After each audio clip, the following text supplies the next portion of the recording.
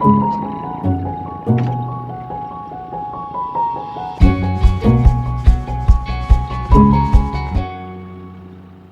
me tie a safety line. Yeah.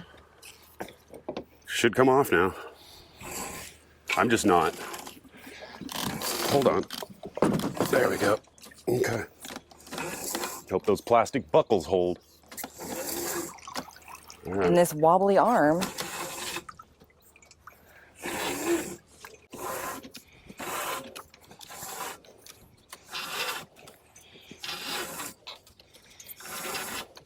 Okay. Once this thing bottoms out, go ahead, right there. Well, that's interesting. All right, back down.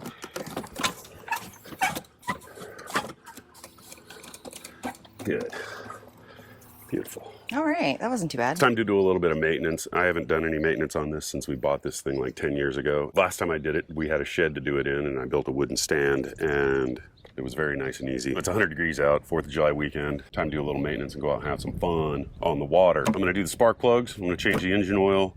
I got a new fuel filter, and I'm also gonna drain the lower end and put new gear oil in it. So, Giddy up. yep, it's getting hot. Okay, so I'm going to drain the gear oil first. There's a drain plug here, and then this is, you fill it up until it comes out this little hole at the top. So there isn't much oil in the crankcase, like 0.25 quarts. Yeah, it looks dirty. It does look dirty. That gear oil is freaking shot. Disgusting. Look at that metallic sheen. It reminds me of the, you know that primer we use? Primacon. Primocon. Sounds like a convention. Yeah, totally. Primacon. Bunch of nerds getting together. A bunch of primer nerds. It's a paint nerd convention. This is some of the greatest minds from the painting industry. Yeah, that's what it is. Primacon. We like our coffee black.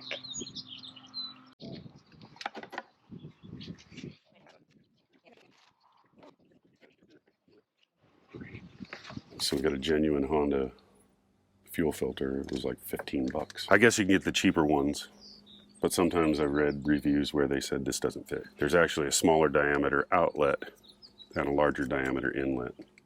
So they trick you with the OEM parts right there. So that's the fuel filter. It goes inside this little rubber sleeve, but I got to disconnect the fuel lines. And you had changed this before? Yeah, I think I did the fuel filter once before. Do you need a little container? It's like it's full of fuel. Yeah, there's barely any fuel in this thing. Dump it into this thing. This thing is actually full. Gasoline in California is so expensive, I don't want to waste any. You gonna pour it back into the tank? Doesn't look that dirty. The fuel filter? Mm-hmm. It doesn't even look like there's anything inside of it. I know, that looks like you can see filter material. I see an element in here, fuel filter element. Well, now you gotta take it apart, don't you? You have to. You just have to. I will later. I'll do it off camera. I gotta crack this thing open and see what's going on inside. We had a little bulb on there that did nothing. Yep. This is a two-cylinder 4-stroke. So we got 2 spark plugs. This is called the exciter coil. So it excites the spark plugs. Curious to see what these old dogs look like because it seems like when it starts, it's a little rough. What would it look like if it was bad? Maybe covered in oil, like actually down onto the ceramic electrode. Last time I did the thermostat, I did the bottom end, took the whole thing off. I had this thing completely off. I changed the raw water impeller, which is a big headache because you got to drop the whole lower end. And that doesn't need to be done now? No. No. No, because I don't want to. Right, exactly. So this one's got a little bit of scorching on the tip, just above the ceramic on the center electrode. Our little Honda lasts forever. 1997, man. Can't even buy 2-strokes here. We got married in 1997. You can't buy 2-strokes anymore here. No. In the United States. And this is a 100-pound 4-stroke, but I did see a way to bump it up, get a little more horsepower out of it. Yeah. How? There's a limiter on the throttle on the front. You take it off?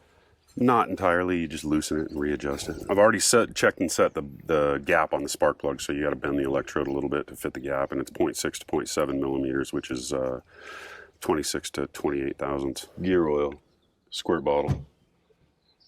Honda recommends 90 weight. Best I could find was 80, 90 on short notice. I've got to squirt a quarter of a quart up in this thing.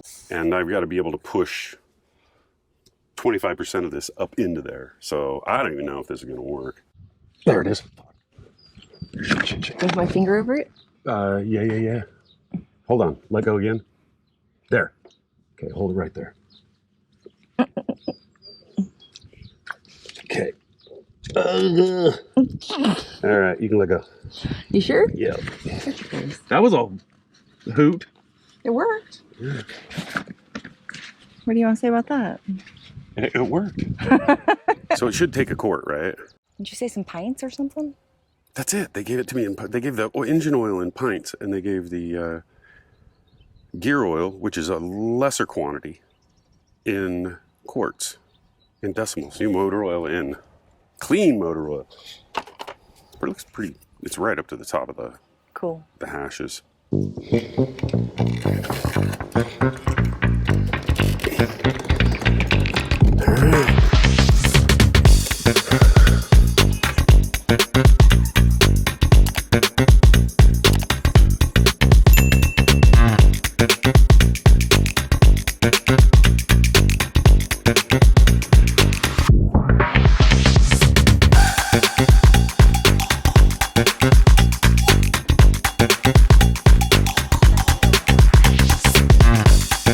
Good? Yeah. All the way down. All right, it's loose. All right.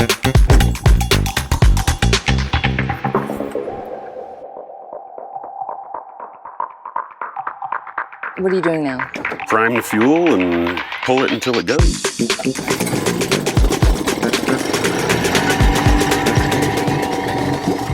A lot of bubbles coming out the bottom. Yeah, it's all drained. There's a lot of air in the raw water. You gonna go for red? It already seems like it's running a little smoother. Sounds better. It does sound better. Yeah. Spark plugs, oil, fuel filter, gear oil. Magic. It's amazing how well it works when you do it.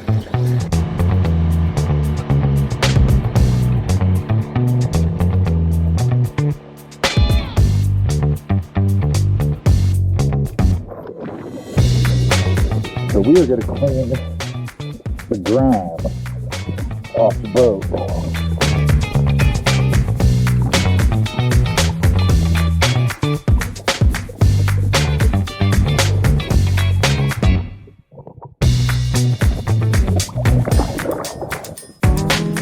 So it's this gelatinous creature, or multiple creatures. I don't know what they are, quality or something. Oh yeah, look at this.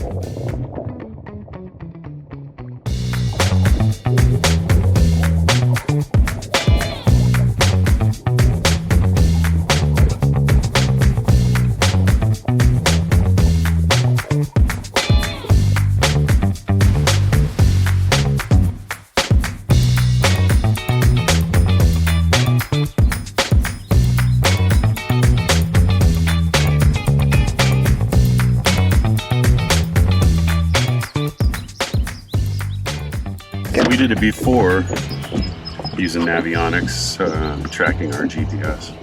Now we will fire this thing up, do a couple of laps around the slough, and see how fast we can get this thing up to.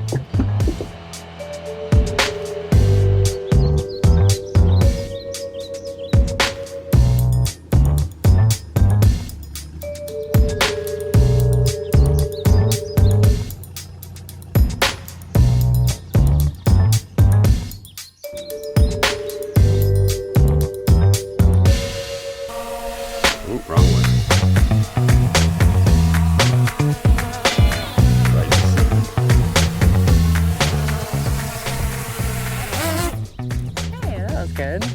It's better than the last time. I don't know, I like that one too.